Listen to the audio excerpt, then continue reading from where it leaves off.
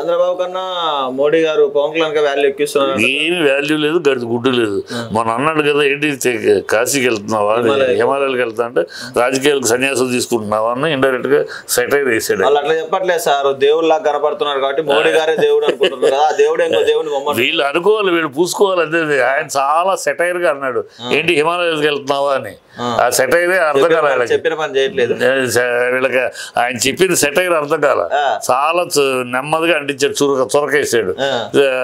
అంటే ఏదో సన్యాసం, నువ్వు సన్యాసం పుచ్చుకోవాల్సింది రాజకీయ సన్యాసం చెప్తే నీకు ఇంకోటి పనికి రాదని ఇండైరెక్ట్ చెప్పేసాడు.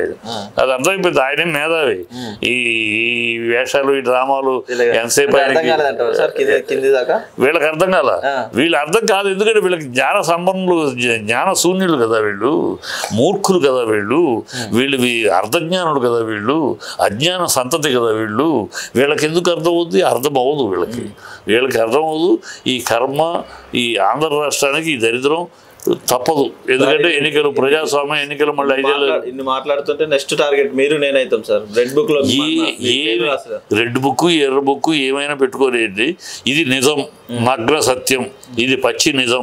వీళ్ళు అబద్ధాలు ఆడింది నిజం, ఎన్నికల ముందు అబద్ధాలు ఆడింది నిజం, ఇప్పుడు అబద్ధాలు ఆడుతుంది నిజం, ఇప్పుడు డైవర్షన్ పాలిటిక్స్ చేస్తుంది నిజం, ఇచ్చిన ఈ నరంలో 4 ఇచ్చిన ఈ హామీ నెరవేర్చకపోవడం నిజం.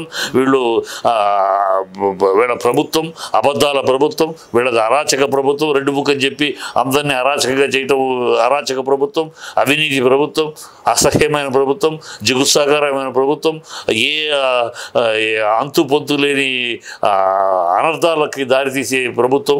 కనుక ఈ ప్రభుత్వం నిజం మాట్లాడినప్పుడు ఏమైనా చేసుకోండి. చంద్రబాబు కన్నా మోడీ గారు పవన్ కళ్యాణ్ వాల్యూ ఎక్కిస్తున్నారు. ఏమి వాల్యూ లేదు, గడిది గుడ్డు లేదు.